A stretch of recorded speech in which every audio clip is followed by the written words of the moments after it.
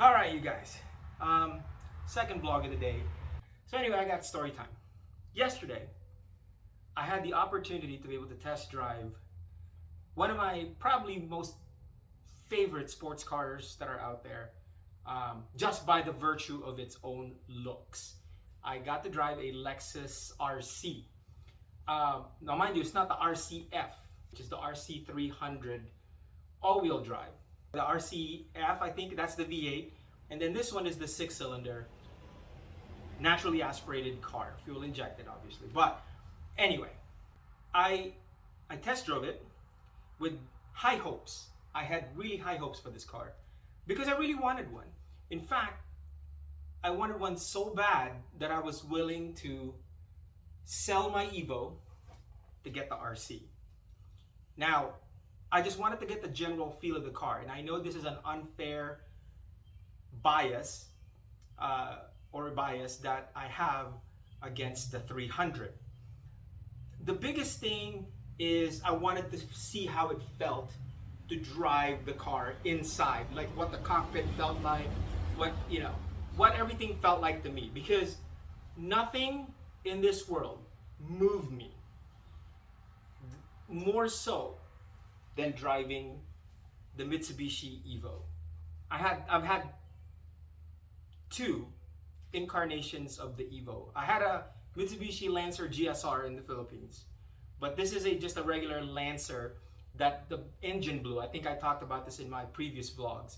And then we put a 4G63T motor in that car. I loved that car. It basically was just a front wheel drive monster. This thing was an amazing vehicle.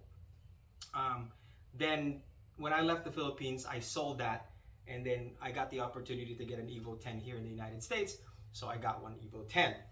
And this is definitely not your dad's Evo. Well, technically it is your dad's Evo because it's made for dads, but it's not the older incarnation of the Evo. It is not a pure race-bred, race rally four-door sedan. It's much more refined, it's comfortable, it's heavier, it's bulkier, but it definitely has a lot more refinement within the car that makes it comfortable to drive.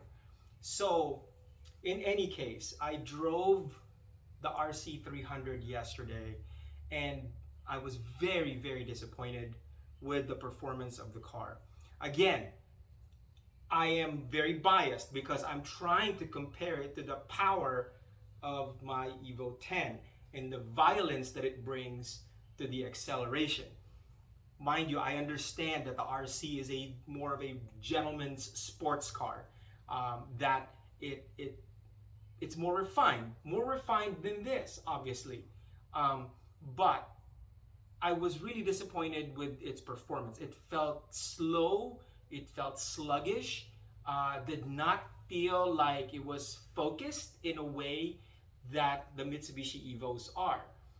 Even with this, even when when a lot of Evo purists said that they lost focus with the 10, I understand what they're saying, but somewhat it's still narrowed. Like, for example, this is the, from the first Evos to the Evo 9, it's very focused on this very narrow pathway of, street beast rally car. This is more here. That's the Evo 10. It's a little bit more out here, not within the boundaries of what an Evo 8 and 9 would be, but this is kind of like more out here. But it's still the same pathway as the other Evos. The RC300 did not feel anything like I would have imagined, or like what I've imagined the car to be. It didn't feel strong. It didn't feel like it had the power that I needed. Again, I cannot reiterate enough that I am giving maybe an unfair bias because it is an RC300.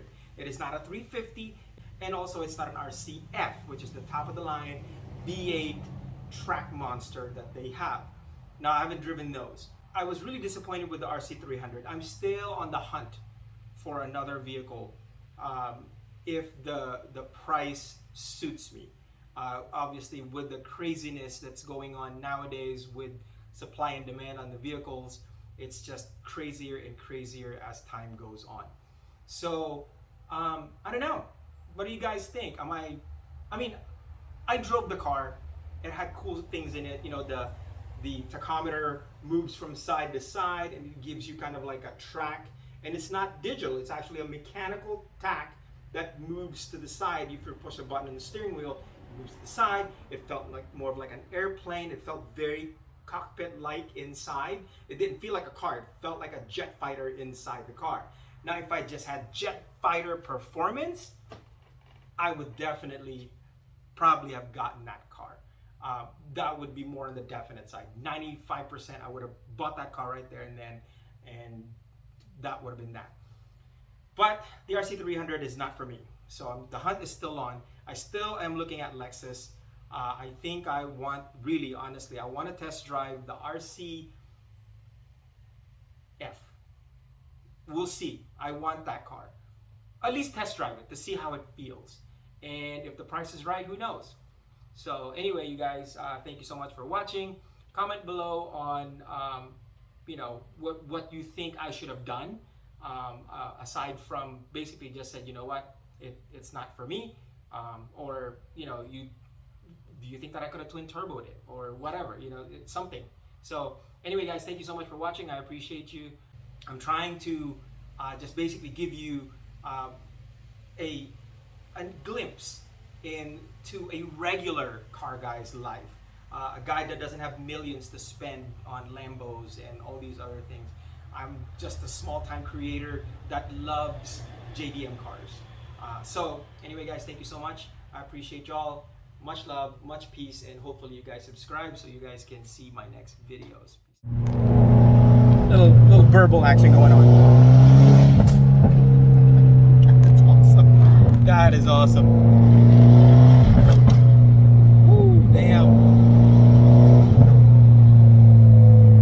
That raspy, like fire-breathing sound is amazing.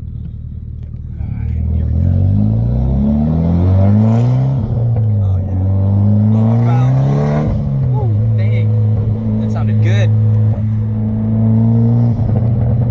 Oh yeah. Yeah, on point. Tell you guys what, man. Jester from Orlando tuned my car years ago. Still works well. Still awesome.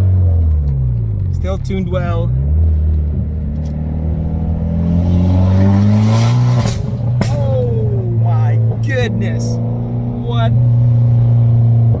I love it. I love the sound. Just evil. Yeah, yeah. I want to talk about emotional attachment. Holy smokes.